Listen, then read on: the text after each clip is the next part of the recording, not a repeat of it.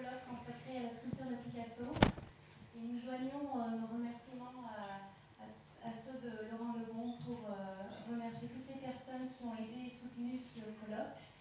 Et un grand merci à tous les intervenants d'avoir accepté de contribuer à ces 3 jours. Donc nous commençons aujourd'hui une journée consacrée aux sources et influences de la sculpture de Picasso. Et nous accueillons Bernard Spies, qui, comme l'a rappelé Laurent, a organisé cette très belle rétrospective Picasso sculpteur en 2000 au Centre Pompidou.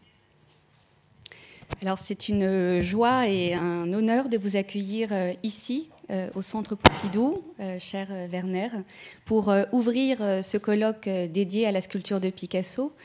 Un sujet que vous avez magnifiquement mis en lumière il y a 16 ans exactement ici, dans une très belle exposition Picasso sculpteur, sur laquelle nous aimerions beaucoup vous faire revenir ce matin. Pourriez-vous nous expliquer comment vous avez été amené à préparer cette exposition et puis bien avant cela, à vous intéresser à ce sujet qui était alors peu connu, très peu maîtrisé, et donc à rencontrer Picasso lui-même? Oui, ça remonte à une expérience unique dans ma vie. C'était comme une épiphanie, c'était encore hors du surréalisme, mais c'était déjà une approche qui s'approchait de celle de Breton, du choc de Breton, qui était entré dans l'univers de Picasso, qui avait écrit son texte extraordinaire sur la rencontre avec les objets de Picasso.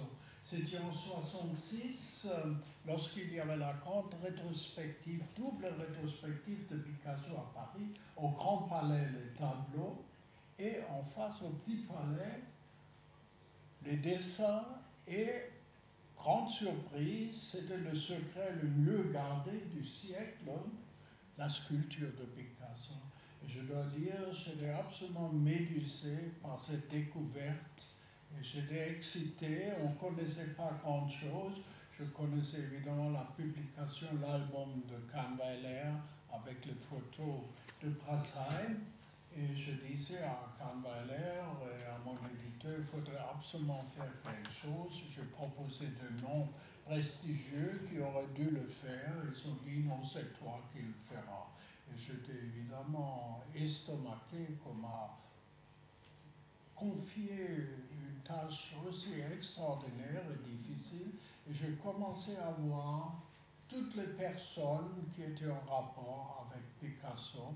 C'était Servoz, c'était Lionel Vrégère, bien sûr, Michel Léris, Seth Léris, Roland Penrose, François Gillot, Roberta González, Brassai et Douglas Cooper.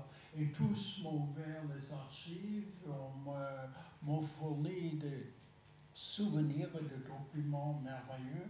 Et à la fin, on a fait une maquette. J'avais trouvé quelque chose pas loin de 700 sculptures. Et Kahnweiler et Léris ont dit il faut absolument montrer ça à Pablo. Il faut qu'il voit ça parce qu'il n'a jamais pu voir ça avant ensemble. Et ce n'était pas si facile d'arriver chez Picasso, mais finalement, il m'a reçu et je dois dire, il était très ému de voir cet ensemble de ceux qu'il avait réalisé pendant toute sa vie, et je dis pendant toute sa vie, parce que la sculpture a accompagné toute l'œuvre. À toutes les périodes, il n'y avait pas de période où il ne pratiquait pas la sculpture. On trouve à peu près tout le temps le bricoleur Picasso, l'homme qui touchait les choses, qui arrangeait les choses. Et très vite, évidemment, j'ai vu, ça ne suffit pas de faire un catalogue ou essayer un catalogue raisonné de la sculpture, mais il faut essayer d'entrer dans ce monde, d'écrire sur ce monde. Et alors j'ai découvert des choses surprenantes que Picasso, très vite, il a laissé tomber la taille directe et il voulait une matérialisation immédiate, c'est-à-dire le modelage et très vite la combinaison d'objets trouvés lui ont permis de raccourcir le temps. Et le problème de Picasso, je crois, c'était toujours raccourcir le temps, faire tout de suite. Et c'est aussi González qui après a travaillé avec Picasso, qui a réalisé les maquettes en 27-28, et il a dit Picasso ne trouve jamais le temps matériel pour exécuter un de ses projets. Ceci explique aussi qu'une bonne partie de la sculpture de Picasso, surtout de la fin des années 20, est restée une sculpture virtuelle. Nous trouvons, si nous regardons ces carnets et ces cahiers, une banque de données, d'où il aurait pu tirer, je ne sais pas, des centaines d'autres sculptures. Et une chose qui m'intéresse aussi très vite, et je crois qu'il devrait nous intéresser aujourd'hui, peut-être même plus que l'aspect formel, sur lequel on a beaucoup travaillé, c'est l'iconographie de la sculpture de Picasso. Parce que là, dans la sculpture, Picasso est iconographe. Prenons par exemple les verres d'absinthe qui sont ici réunis la première fois. Et c'est un ensemble unique, je dis unique, parce que c'est une pièce, c'est finalement une œuvre, c'est comme les corps dans la danse de Matisse, on ne devrait pas les séparer. Ils sont ensemble et ils ont un contenu assez étonnant, c'est-à-dire ils font encore référence à la période bleue, à la désolation, pas l'alcool, à Degas, à la tristesse, à la mélancolie et à l'hallucination. C'est pour ça que vous voyez 5 verres en couleur qui vous comment dirais-je, qui vous mettent en face d'une joie indicible, d'un dépassement de la réalité. Et à côté de ça, il y a le 6e verre, et c'est celui qui est resté invendable. C'est finalement le verre qui est ici au Centre Pompidou, qui est finalement un verre qui montre la gueule de bois, c'est-à-dire de celui qui se réveille, qui ressort de ce fantasme. Et aussi, Picasso m'a apporté des précisions, je crois, très importantes concernant le monument à Apollinaire, qui est une des réalisations, une des tragédies les plus extraordinaires de l'œuvre de Picasso, parce qu'il n'a pas pu mener à bien le monument pour le cimetière, mais j'étais très étonné de voir comment Picasso jouait de plus en plus avec le vide, avec le néant, et je lui posais la question, il a dit, lisez le poète assassiné d'Apollinaire, où vous verrez tout, et la lecture du poète assassiné est tellement claire, vous voyez là, Gronia Mental, c'est Apollinaire, vous voyez la Tristus, c'est la femme d'Apollinaire, et vous voyez l'artiste, l'oiseau du Bénin, c'est évidemment Picasso, et l'oiseau du Bénin, ça montre que Picasso a été fasciné par l'art africain. Et alors Tristus, après la mort de Gronia Mental, demande un monument à Picasso, oiseau du Bénin, et lui il dit, oui, un monument, mais pas un monument en marbre, pas une chose stérile en pierre, je vais faire à mon ami un monument de rien, de néant. Et Picasso a commencé de réaliser un monument, jouer avec l'idée du néant. C'est-à-dire, c'est un moment conceptuel extraordinaire dans l'œuvre de Picasso.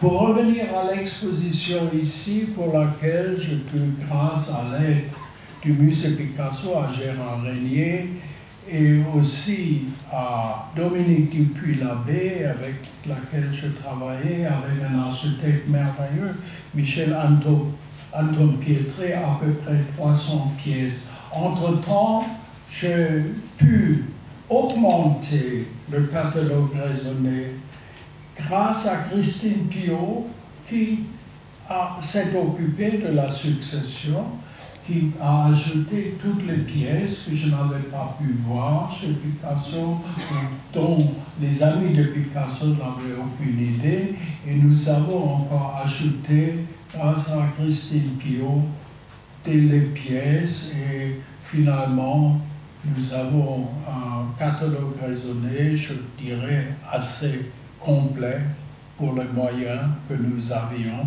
et je remercie Christine pour la collaboration.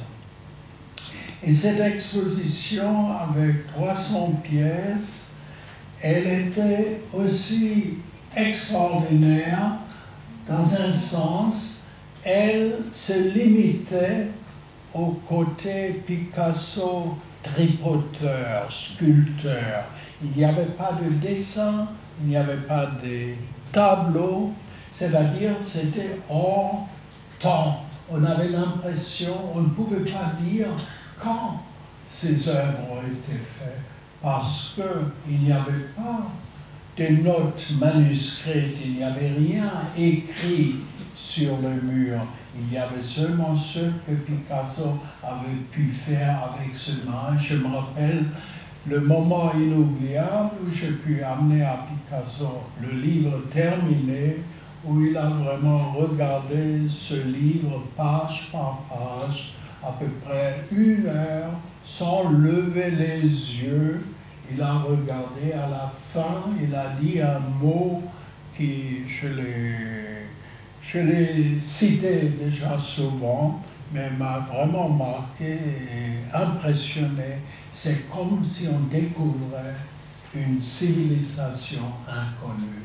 C'est-à-dire Picasso tout d'un coup, comme le grand créateur, comme le créateur du XXe siècle, le créateur de siècles, il sentait tout d'un coup un côté étrange, il sentait comment il s'était éloigné grâce à l'œuvre de toute notion, il faut dire, anthropologique.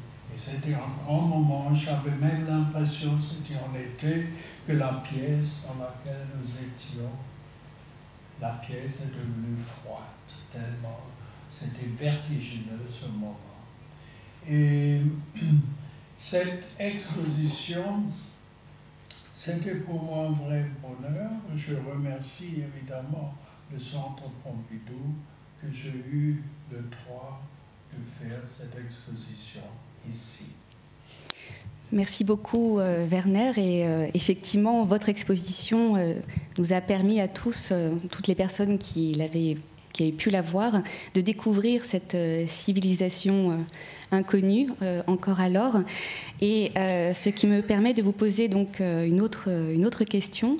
Malgré cette exposition, malgré les publications et l'exposition en cours dédiée à ce sujet, la presse, le grand public continue toujours de parler aujourd'hui de la sculpture de Picasso comme son jardin secret, comme quelque chose de méconnu, en tout cas de beaucoup moins connu que la peinture. Pourquoi, selon vous, cette partie de l'œuvre, le Picasso sculpteur, reste-t-il moins connu que le Picasso peintre? Je crois que c'est tout à fait compréhension. La sculpture n'était jamais exposée. Dans les expositions Galerie Pierre, il y avait, je crois, 5 sculptures. Il y avait beaucoup de tableaux et d'autres œuvres, pas sculpture. Picasso était en ce qui concerne la sculpture très possessif. Il ne laissait pas partir les pièces. Il n'a jamais vendu de sculpture. C'était comme des créatures avec lesquelles il vivait. Et vous voyez des centaines, des milliers de photos sur lesquelles vous constaterez une mobilité extraordinaire. Les sculptures sont toujours, comment dirais-je, exposées d'une façon. Elles sont mises en scène par l'artiste. Qui joue avec ses pièces. Et il était très possessif. Il a donné seulement un assemblage très important, une nature morte, qu'il a donné à Paul Éluard, qui se trouve aujourd'hui à la Tate Gallery. C'est la seule pièce, disons, unique qui a pu quitter l'atelier de Picasso. Sinon, il a tout gardé ensemble. Et chez lui, à Mougins, il était entouré de centaines de sculptures. C'est vrai, mais par le biais des fontes, justement, des reproductions en bronze ou en ciment, et même de certaines tôles, les sculptures ont néanmoins circulé assez tôt du vivant de l'artiste. Parce qu'il n'y avait pas beaucoup d'éditions. Si vous voyez, il y a des sculptures extraordinaires dont on connaît seulement un ou deux tirages. Kahnweiler et le marché à l'époque ne s'est pas tellement intéressé à la sculpture, il faut le dire. C'est très intéressant. Mais aussi, il faut dire une chose, Picasso voulait tout de suite récupérer les plâtres qu'il avait confiés à la fonderie Valsveni, entre autres. Il était très inquiet de laisser partir les originaux avec lesquels il vivait, qui faisaient partie de sa famille. Oui, en effet, donc cette dimension intime, on la voit, on l'aperçoit au travers des photographies prises dans ces différents ateliers, et notamment à la Californie. Nous présentons un ensemble de photographies dans la première salle qui donne à voir cette partie très intime de l'œuvre sculptée, la place que les sculptures occupaient dans l'atelier de Picasso, dans sa maison. Et aussi toute la dimension ludique de son travail. Est-ce que vous qui avez connu son dernier atelier à Notre-Dame-de-Vie, est-ce que vous voudriez parler de cette dimension assez ludique? La sculpture, c'était quelque chose de très sérieux pour Picasso, mais il y avait aussi donc cet aspect... Non, mais c'était plutôt un constat visuel. De voir comment Picasso tenait à la sculpture, comment il vivait avec la sculpture.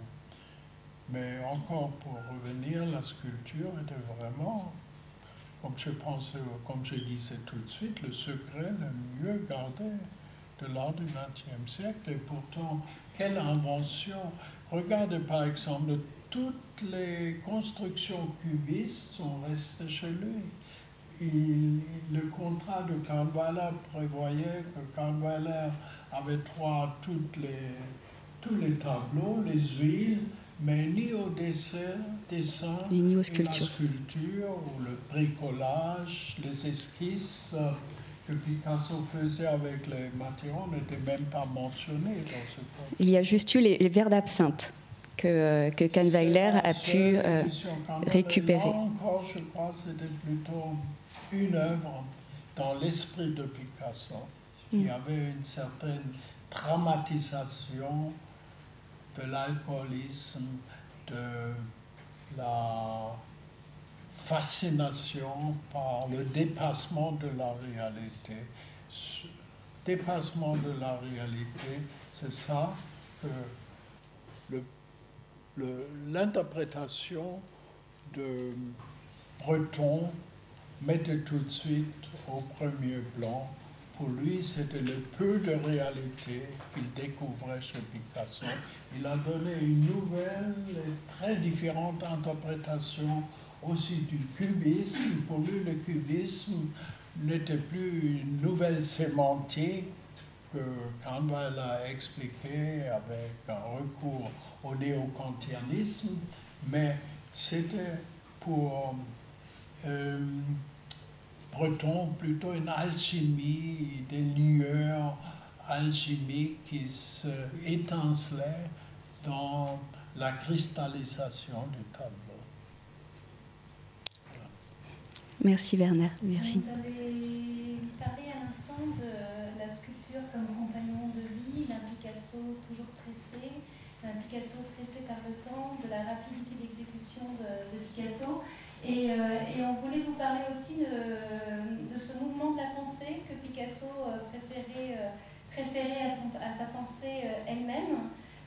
cette idée justement de la série, vous venez de nous parler des verbes d'absence, comment cette idée de la série de la reproduction des œuvres de Picasso a permis à Picasso de continuer son travail en sculpture, de continuer à créer autre chose à partir de la reproduction de ses œuvres?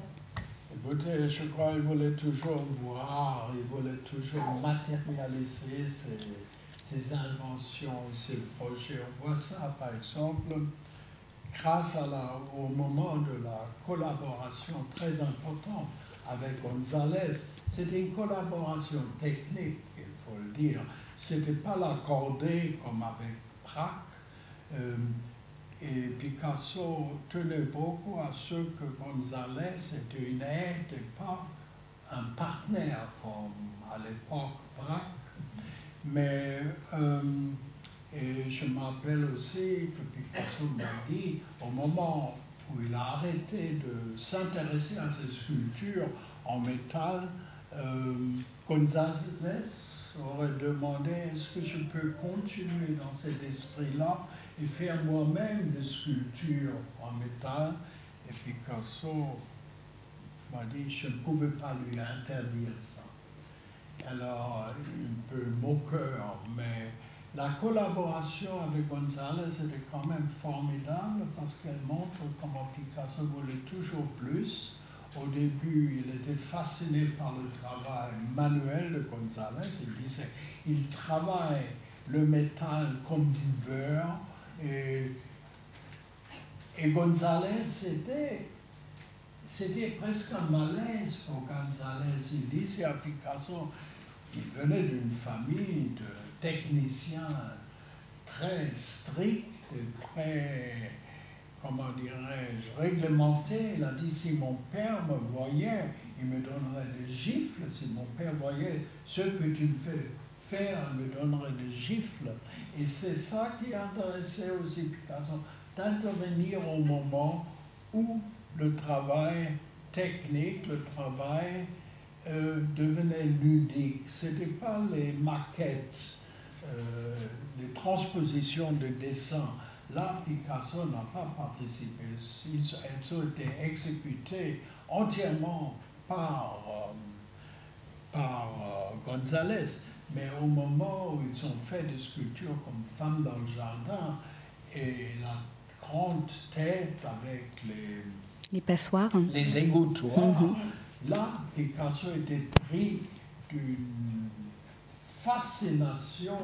Il a dit à González à un moment donné, pour faire les têtes, il faut que tu ailles dans la ville, dans une ville et acheter des égouttoirs. Il a acheté 2 égouttoirs et les 2 égouttoirs, il a mis ensemble et les 2 égouttoirs ont formé la tête et les petits trous dans les égouttoirs étaient, et contrario pour Picasso, positifs.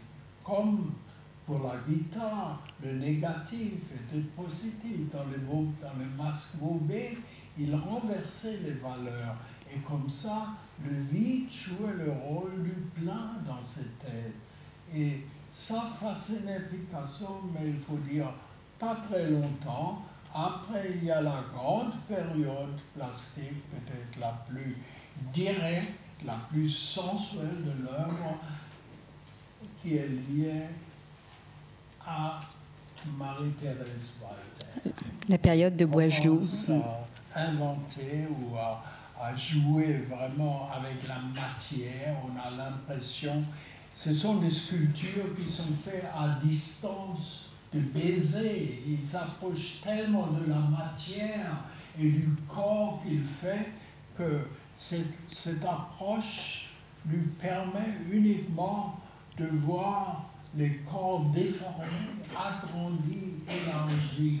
Et ça, cette sculpture passionnelle est absolument unique aussi dans l'œuvre de Picasso. Il y a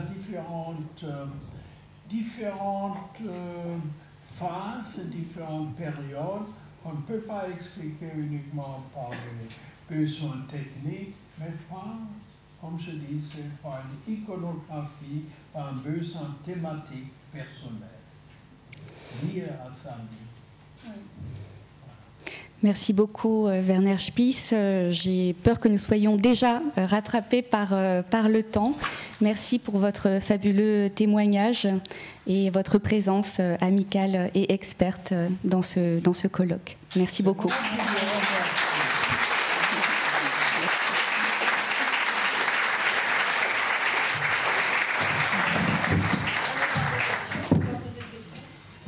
Oui, bien sûr, oui, tout à fait, excusez-nous. Werner, vous avez... Posez votre question. Je crois que Carmen a une question. La femme au vase que Picasso donne au peuple espagnol. Donc ça, c'est une grande sculpture. Je vais vous dire. La femme au vase. La femme au vase. La femme au vase. Que Picasso donne au peuple espagnol. Tu parles de la femme au vase qui est sur le tombeau? Oui, Et et qui est aussi à Madrid, à côté du Guernica, oui. Oui, c'était, lorsque je l'ai vu chez Picasso, c'était cassé. C'était en deux parties, mais c'était une sculpture qu'on a pu, comment dirais-je, Faire fondre. réparer facilement. Par contre, il y avait la grande sculpture en hauteur, La grande statue. Là, on n'a pas pu faire quelque chose. Oui. Et celle qui était au pavillon espagnol en 1937, La version en ciment. en ciment. Celle qui était au pavillon espagnol en 1937 en ciment, qu'est-elle devenue, puisqu'on ne l'a jamais retrouvée? Je sais pas. Vous savez pas. Non. Non, en effet, les trois autres ciments voilà, ont été récupérés par Picasso et sont aujourd'hui conservés et au musée Picasso d'Antibes et au musée Picasso à Paris.